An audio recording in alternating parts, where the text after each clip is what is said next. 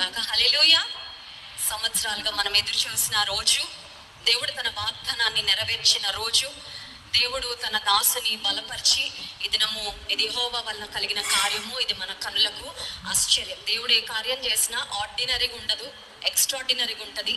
John Wesley గారికి ఇష్టమైన quotation, ఆయా సమయాల్లో క్రూసైడ్స్ లో కూడా ఒక మాట చెప్తా ఉంటారు. ఏమనంటే, God uses ordinary people to perform extraordinary tasks అని. దైవజనికి ఇష్టమైన కొటేషన్ అది. మరి తన జీవితంలో యవ్వన కాలం నుండి, నేను తన జీవిత భాగస్వామిగా రాకముందు నుండి అండ్ ఈ రోజు వరకు దేవుడు అదే వాగ్దానం, అదే మాటను తన దాసుల జీవితంలో నెరవేరుస్తూ, మరి ఇంతవరకు తన కృపను కనపరిచిన దేవాది దేవునికి మహిమ ఘనత ప్రభావములు చెల్లిస్తూ, మరి ఈ ఇనాగరేషన్ మరి కృతజ్ఞత థ్యాంక్స్ గివింగ్ కూడికకు వచ్చిన దైవ సేవకులందరికీ ప్రత్యేకమైన వందనాలు, ఫ్యామిలీ మెంబర్స్ అందరికీ ప్రత్యేకమైన వందనాలు, చర్చ్ ఫ్యామిలీకి, అలాగే CWC online family, Christ worship centre online family. కరోనాకి ముందు 5 లక్షల మంది ఉండేవారు, బట్ కోవిడ్ సమయంలో అనేక మరి లక్షల మంది ప్రజలు ప్రపంచవ్యాప్తంగా ఈ పరిచర్య ద్వారా దీవెన పొందారు. సో పాండమిక్ అయ్యే లోపే 1 మిలియన్ సబ్స్క్రైబర్స్ యూట్యూబ్లో క్రాస్ చేయడం, అదేదో ఒక టార్గెట్గా మేము ఎప్పుడు పెట్టుకొని పని చేయలేదండి.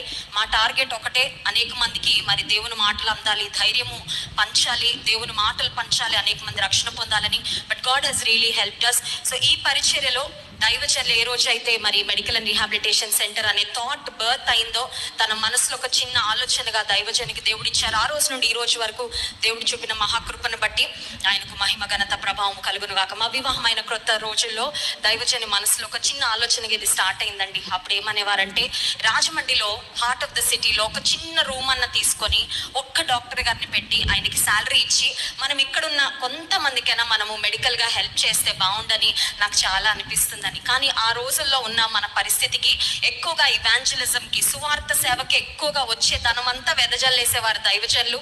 ఎట్లా అంటే రిజర్వులు ఎప్పుడు ఉండేవి కాదండి. ఎందుకంటే భారీగా నాకు తెలుసు, ఒక బ్యాంక్ అకౌంట్లో ఇంత పెట్టుకోవాలని కానీ, నా కొరకు, నా కుటుంబం కొరకు, బిడ్డల కొరకు అనే ఆలోచన కానీ ఎప్పుడు కూడా లేదు దైవజనులకు. దేవుని ఎదుట నేను ఎంత ధైర్యంగా ఈ మాట చెప్పగలను. And I also feel very proud. ఎందుకంటే చాలా మంది ముందు వాళ్ళ స్వార్థం చూసుకొని ఆ తర్వాత దేవుని కొరకు ఆలోచన చేస్తారు. బట్ దైవజన్ని జీవితంలో పక్క నుండి అబ్జర్వ్ చేసిన వ్యక్తిగా నేను చెప్పగలను, దేవుడు ఏది ఇచ్చినా అది తిరిగి క్రూసైడ్ మినిస్ట్రీలో, లేకపోతే ఇంకెవరైనా సంఘం కట్టుకుంటున్నారు, మందిరం కట్టుకుంటున్నారంటే వాళ్ళకి ఇచ్చేస్తూ ఉండేవాళ్ళు. అట్లా ఎవరైనా కష్టంలో ఉండొస్తే వారికి, మాకు ఇంకెవ్వరు లేరండి అంటే దేవుడు నడిపింపిస్తే ఇచ్చేస్తూ ఉండేవారు. అలా ఉండేదండి. అందువల్ల రిజర్వ్స్, నిల్వలు ఏమి ఉండేవి కాదు.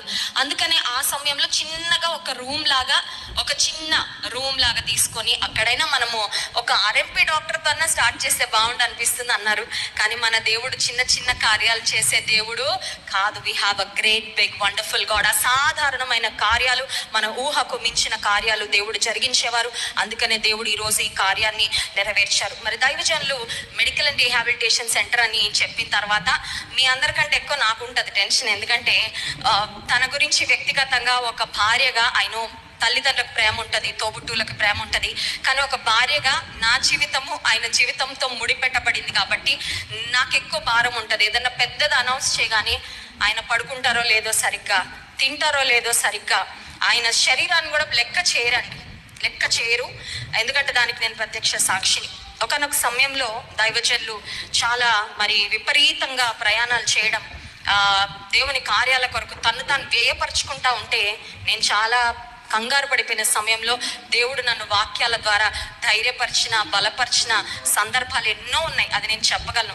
సో ఎప్పుడైతే మెడికల్ అండ్ రీహాబిలిటేషన్ సెంటర్ అని అనౌన్స్ చేశారో, ఎంతమంది సహకరించినా అంత కార్యరూపం దాల్చాలంటే మెయిన్ రెస్పాన్సిబిలిటీ అంతా దైవజని భుజాల మీద ఉంటుంది.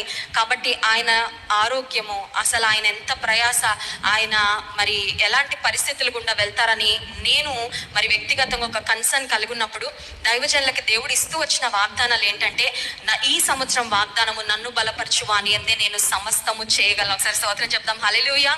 ఇంకా అది చూడగానే అనుకున్నా అయిపోద్ది, ఈ సంవత్సరం ఖచ్చితంగా అయిపోద్ది. మెడికల్ అండ్ రీహాబిలిటేషన్ సెంటర్ ప్రారంభించిన సంవత్సరాల దైవజనికి దేవుడు ఇచ్చిన వాగ్దానం ఏంటంటే, నువ్వు పని పూనుకొని నీకు తోడుగా ఉంటాను.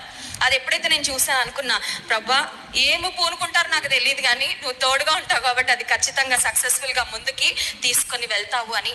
మరి ఈ మెడికల్ రీహాబిలిటేషన్ స్టార్ట్ చేసిన తర్వాత చిన్న ఖర్చు కాదండి, కదిపితే తెలుస్తుంది. మన చిన్న ఇల్లు కట్టుకోవాలంటేనే అది చిన్న విషయం కాదు. మెడికల్ అండ్ రీహాబిలిటేషన్ సెంటర్ అంటే ఇట్స్ అ మెగా ప్రాజెక్ట్. ఈరోజు వచ్చి అన్ని ఫ్లోర్లు తిరిగిన వాళ్ళకి అర్థమై ఉంటుంది ఎందుకు టైం పట్టిందని. ఈ రోజుల్లో ఏది కూడా చిన్న ఖర్చుతో లేదు.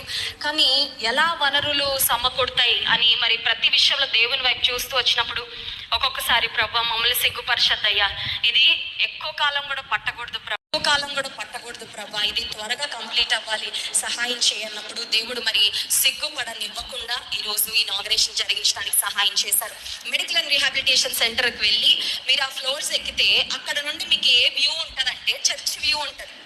కొన్ని దేశాల్లో ఏంటంటే బీచ్ వ్యూ, సీ వ్యూ ఉన్న ఇళ్ళకి చాలా ఎక్కువ ఖరీదు ఉంటుంది. ఎందుకంటే ఉదయం లేవగానే సముద్రం కనబడితే మనసుకు ప్రశాంతంగా ఉంటుందండి. నేను ఏమనుకున్నానంటే దేవుని చిత్తం, దేవుని ఉద్దేశం, అసలు ఈ ప్రాంతానికి వచ్చినప్పుడు చాలా చిన్న స్థలం తీసుకున్నాం. ఒక్కొక్కటిగా దేవుడు ఇస్తున్న కొలది ఈ ల్యాండ్ అంతా మనం తీసుకోవడానికి దేవుడు సహాయం చేశారు. అయితే అక్కడికి వచ్చిన పేషెంట్స్ కు ఉదయం లేవగానే హాస్పిటల్ బెడ్ మీద నుండి లేవగానే వాళ్ళకి కనబడేది ఏంటంటే మందిరం అండి. నేను అనుకున్నాను చాలా మంది అక్కడ దేహానికి మందులు మింగిన ఇక్కడికి వచ్చి వాళ్ళు నడిచే డిస్టెన్స్ లో వాళ్ళు వచ్చి ఇక్కడ ప్రార్థన చేసుకుంటారు. ఖచ్చితంగా అక్కడికి వచ్చిన వారందరికీ ఇటు ఆత్మీయ స్వస్థత, అటు శారీరక స్వస్థత రెండు జరిగించి, ఒక మాటలో చెప్పాలంటే ఇది ఒక ప్యాకేజ్ లాగా, ఒక బ్లెస్సింగ్ సెంటర్ గా ఈ క్రైస్ట్ వర్షిప్ సెంటర్ ని దేవుడు చేసినందుకు ఒకసారి గట్టిగా చప్పలు కొడుతూ దేవుడికి మహిమ చెల్లిద్దాం. హల్లెలూయా. దేవుని ఆలోచనలు, దేవుని ప్రణాళికలు చాలా చాలా గొప్పవి. సో ఈ ప్రాంతము దీన్ని ఒక బ్లెస్సింగ్ సెంటర్ గా దేవుడు ఉంచారు. మరి ఇప్పటికీ క్రైస్ట్ వర్షిప్ సెంటర్ కి అనేక మంది ఆయా దేశాల నుండి కూడా వారు ఇండియా వచ్చినప్పుడు ఇక్కడికి వస్తారండి. మేము క్రైస్ట్ వర్షిప్ సెంటర్ కి వెళ్ళాలి, ఇక్కడ ఆరాధనలో పాల్పొందాలి, ఇక్కడున్న దేవుని సన్నిధి ప్రసన్నత మేము అనుభవించి వెళ్ళాలని వస్తూ ఉంటారు. అండ్ నా ప్రార్థన, అండ్ ఐ ష్యూర్లీ బిలీవ్ మన medical and rehabilitation centre, JVK multi speciality hospital కూడా ఒక సిఎంసికి ఎలా అయితే వెతుక్కొని ఇండియాలో అన్ని ప్రాంతాల నుండి అక్కడికి వెళ్తారు. ఏ డాక్టర్లను మా వల్ల కాదంటే అక్కడికి వెళ్ళిపోతారండి. అలాగా దేవుడు రానున్న దినాల్లో మన జేవీకే మల్టీ స్పెషాలిటీ హాస్పిటల్ చేయనుగా. ఒకసారి ఆమె చెప్దామా? మరి దేవుడు చేసే కార్యాలు ఆశ్చర్యములు గొప్పవి. అందరిని బట్టి దేవునికి మహిమ చెల్లిస్తాను. మరి హాస్పిటల్ నేమ్ అదొక్క మాట నేను చెప్పి ముగిస్తాను. దైవజనులు నాకు టైం లిమిట్ పెట్టారు. So medical and rehabilitation centre, that was a general name. But పేరు దగ్గరకు వచ్చేసరికి దైవజనులు నా మనసులో దేవుడు జేవీకే హాస్పిటల్ అని పెట్టారు అని దైవజనులు చెప్తా వచ్చారు. మీ అందరికీ తెలుసు జాన్ వెస్లీ గారికి తన తల్లిదండ్రులు అంటే ఉన్న ప్రేమ, అభిమానము, గౌరవము అది బియాండ్ లిమిట్స్ అండి. బియాండ్ లిమిట్స్, అది పరిమితులు దాటింది. నన్ను కలుసుకున్న చాలా మంది ఒక మాట అంటారు, మేము ఇప్పటి వరకు చాలా మందిని చూసాం కానీ ఏ సేవకుడు కూడా తన తల్లిదండ్రులను ఇంత గణపరిచి ఇంత ఆనర్ చేసే సేవకుని మేమైతే చూడలేదండి. నేను అన్ని స్థలాలకు వెళ్తా ఉంటాను. మీరు కొన్ని లైవ్ చూస్తారు, కొన్ని చూడకపోవచ్చు. ఏ దేశం వెళ్ళినా, ఏ మారుమూల గ్రామం వెళ్ళినా నాన్నగారి గురించి చెప్పండి స్టేజ్ దిగరండి. అక్కడ నాన్నగారు ఉంటేనే కాదు, కొంతమంది ఎదురుగా ప్రదర్శిస్తూ ఉంటారు నాటకం. అది కాదు, ముందొకటి వెనుకొకటి అట్లా కాదండి. I see him. ఎక్కడికి వెళ్ళినా కూడా తన తల్లిదండ్రుల సాక్ష్యము, తన తల్లిదండ్రుల ద్వారా తను ఎలా మరి దేవునిలో బలం ఎప్పుడు కూడా చెప్తా ఉంటాడు. He has so much gratitude towards his parents. And medical and rehabilitation centre కూడా నేను నా తండ్రికి ఇది డెడికేట్ చేస్తే that will be my greatest honour. అప్పుడే అన్నాను అండి, మీరు ఒకసారి ఆలోచన చేయండి. ఐష్యూర్ అంటే ఒక మాట అన్నారు, బైబిల్ గ్రంథంలో పుస్తకాలు దైవజనుల పేరు మీద, దేవుని బిడ్డల పేర్ల మీద కదా ఉన్నాయి. బైబిల్ గ్రంథంలో ఉందండి ఒక ఎస్తేరు గ్రంథం, ఎస్తేరు అనే స్త్రీ పేరు మీదనా, ఒక దానియేలు గ్రంథం ప్రవక్త ద్వారా దేవుడు రాయించినది ఆయన పేరే పెట్టించాడు. మన ఆత్మీయ తండ్రి గారి పేరు పెట్టడం I feel led by the lord. దేవుడు నాకు ఇచ్చిన నడిపింపను. ఒకసారి దేవునికి మహిమ చెల్లిద్దామా? హల్లెలూయా. సో ఆత్మీయ తండ్రి గారు మరి దైవజనుడు జాన్ వెస్లీ గారికి ఒక is a great support, huge support. మరి ఆత్మీయ తండ్రి గారిని బట్టి దేవునికి మహిమ చెల్లిస్తూ మరి అత్తమ్మ మామ ఇద్దరు కూడా వారి కన్నులారా వారి బిడ్డల యొక్క క్షేమము, ఆశీర్వాదము చూడగలిగే కృప దేవుడు అనుగ్రహించినందుకు దేవునికి మహిమ చెల్లిస్తూ ఇంకొక సీక్రెట్ కూడా చెప్తాను. జాన్ వెస్లీ గారిని ఇంత చిన్న వయసులో దేవుడు ఇంత ఎక్కువ ఎందుకు హెచ్చించాడంటే తన తల్లిదండ్రులు గణపరచడమే. That is the secret. ఆ విషయంలో కూడా యవనస్తులు చాలా మందిని ఇన్స్పైర్ చేస్తూ ఉంటారు. తల్లిదండ్రులు తిరస్కరించకూడదు, తల్లిదండ్రులు అగౌరవంగా ఉంచకూడదు, తల్లిదండ్రులను మరి వృద్ధాప్యంలో ఎలా ఆదరించాలనే విషయాలు చాలా మందికి మాదిరికరంగా దేవుడు దైవజనుడు ఉంచాడు. దేవుడు ఇంతవరకు చూపిన మహాకృపను బట్టి దేవునికి మహిమ ఘనత ప్రభావములు చెల్లిస్తూ మరి మా తల్లిదండ్రులు చేసిన ప్రార్థనలు, అలాగే రెవరెండ్ యేసుపాదం గారు, ప్రభావతి యేసుపాదం గారు వారు చేసిన ప్రార్థనలు, అలాగే దైవజనులు మరి పాల్ ఇమాన్యుయల్ గారు, నెస్సీ పాల్ గారు, మా వదిన she's a very great prayer warrior. మా కుటుంబం కొరకు మా అత్తమ్మ తర్వాత ఎక్కువ ప్రార్థన చేసేది మా వదిన అండి. ఎందుకంటే కొన్ని సమయాల్లో మా వదిన మందిరంలో ప్రార్థన చేసుకోవడానికి వెళ్ళినప్పుడు ఆ వదిన వెళ్ళిన కాసేపటికి నాకు తెలియకుండా నేను కూడా వెళ్ళేదాన్ని మందిరంలో, మా ఇంటి పైన ఉన్న మందిరంలో ప్రేయర్ చేసుకోవడానికి.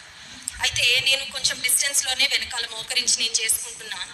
తన యొక్క మూల్గులు, తన యొక్క దేవుని సన్నిధిలో తన బ్రతిమలాడే విధానము నన్ను చాలా కదిలించింది. నా ప్రార్థనలో నేను ఉన్నా కూడా ఒక్కొక్కసారి ఒక్కొక్క మాట గట్టిగా వచ్చేసేది.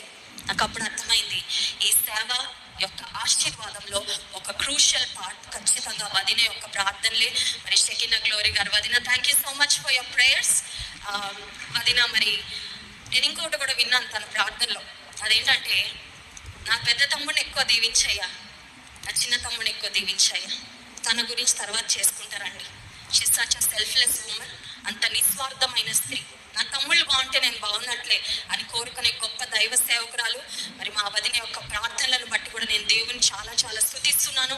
ఇక్కడున్న దైవ సేవకులందరికీ ప్రభు పేట ప్రత్యేకమైన వందనాలు. సహకరించిన వారందరికీ కూడా ప్రత్యేకమైన వందనాలు. ఎందుకంటే మెడికల్ అండ్ రీహాబిలిటేషన్ సెంటర్కి సపోర్ట్ చేస్తూ ఉన్నప్పుడు నా దగ్గరకు వచ్చి కొంతమంది ఒక మాట చెప్పారు, ఈ ధనము వేరే వాళ్ళ చేతిలో పెడితే మాకు ఎట్లా యూటిలైజ్ అవుతుంది నమ్మకం లేదు కానమ్మా, జాన్ వెస్లీ గారి చేతుల్లో పెడితే అది సరిగ్గా సద్వినియోగపరచబడుతుంది అనే నమ్మకం మాకుంది అని చెప్పి అది మా చేతిలో పెట్టి ప్రార్థన చేయించుకొని వెళ్ళిన వారు చాలా మంది ఉన్నారండి. ఈరోజు అది చూసినప్పుడు మీకు అర్థమై ఉంటుంది, what ever you have given అది దేవుని పనిలో ఆ మెడికల్ అండ్ రీహాబిలిటేషన్ సెంటర్లో ఉపయోగపడింది. మరి ఇంకా మెడికల్ ఎక్విప్మెంట్ అవంతా ఉన్నాయి, దాని కొరకు కూడా దయచేసి ప్రార్థన చేయండి. దేవుడు ఈ చిన్ని సాక్ష్యాన్ని దీవించును గాక.